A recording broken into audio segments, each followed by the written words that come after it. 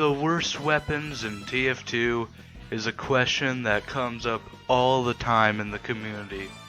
It's actually kind of weird how often it comes up. Like, that's something that would come up often and make sense, but it comes off more than the best weapon in TF2, and that just seems kind of backward. Because, think about it, the worst weapon only matters if you're using it.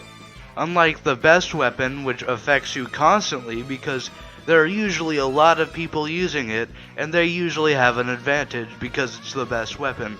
Versus worse weapons, there's like 2 people who use them each, and they do like 2 damage, so what's the point?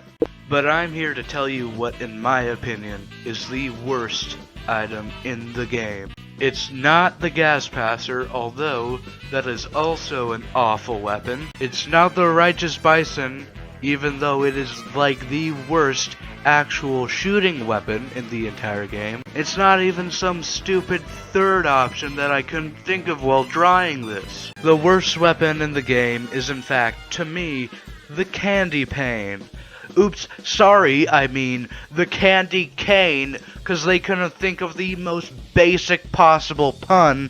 It's such a basic pun that I'm pretty sure I've seen more weapons in games called the candy pane than the candy cane, but they couldn't think of something as simple as that, let alone how to make this weapon even usable. You might be thinking, the candy cane, well, that's not really that bad.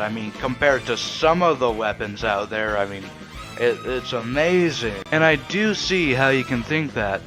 But think of what, all the worst weapons in TF2 are, like the Righteous Bison or the Gas Passer are. They're all active weapons. An active weapon is only bad so long as you're using it. The candy cane, however, is bad when you're using anything else.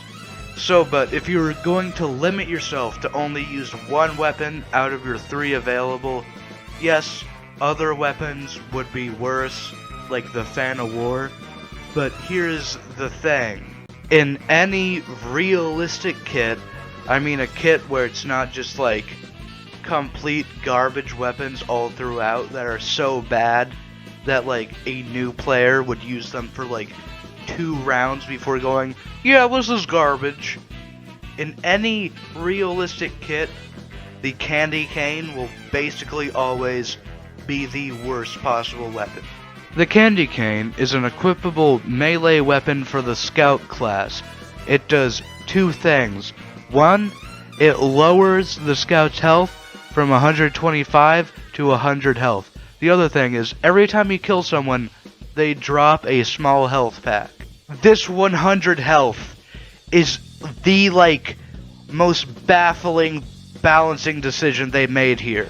It is so bad. You might be thinking, what? Just 25 less health? That's only, 1/5 of your total health, so it doesn't seem that bad. Well, you see, non-existent person that asked a question I made up, that's where you're wrong, okay? This 100 health is one of the worst balancing decisions ever. Let me show it to you. Alright, here we have the maximum amount of damage for the grenade, the rocket, and the scattergun shot. And it should be pointed out that it's not very hard to get the maximum damage. If you're unfamiliar with Team Fortress 2, you just have to be close. You don't have to get a headshot or anything like that. You just aim for the body, and if you're within 5 feet, you'll do this much damage. And you'll do this much damage all the time with the grenades anyways. But you'll notice something particular about these numbers. I don't know if particular is a word. I just kind of said that. Okay, so I looked up particular, and do not mean... Did I just say it do not mean?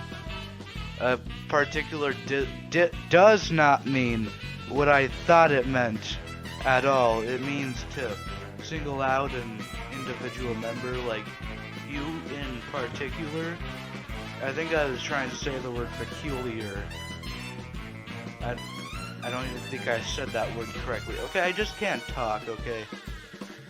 But all these damage types, which are some of the most common in the game, are all greater or equal to 100. the health scout has when he equips the candy cane. Now comparing this to Scout's base health, you can see all of these numbers are lower than 125. And so that 20% health difference may not seem like a lot on paper. That's the difference between getting 1 shot versus 2 shot by half of the classes, effectively against those classes having your health, which is a big deal, especially when it's 1 shot, which can be considered less than half your health because it's instant. Compiled onto this is the fact that the upside isn't even that good. You see, a small health pack, when you have 100 health, only gives you 20 HP. This means in order to make up for the difference in health lost, you need to kill at least 2 people in order to get a positive amount of health from the candy pane. And then you still have the downside constantly. And you even have to consider the fact that getting the health pack in the first place is not even a guarantee. Literally, the enemy team can get the health pack, which is extremely likely if the enemy has 2 players on the enemy team. And then there's the fact that the candy cane is just a worse version of a pre-existing weapon. You see, the Mad Milk is kind of like the candy cane, but better in every single way. You see, rather than having to pick up a health pack after you kill someone, it automatically gives you health after every shot. It also doesn't remove 25 health from your total health pool. But Squid-Boy, what if you want to have a health regenerating item, yet also a pistol? What are you gonna do then? Well, then you use the Pretty Boy's pocket pistol. It is a pistol that gives you more health. It also fires faster. I don't know why they felt the need to add that. The pistol sucks anyway, so it's not like it's overpowered, but they really did not need to add it firing faster. Its only downside is it has 3 less ammo. That's like nothing. Adding the candy cane into Team Fortress 2 was the best marketing decision since McDonald's spaghetti. Hey everybody, subscribe. I ranted for a very long time in this video.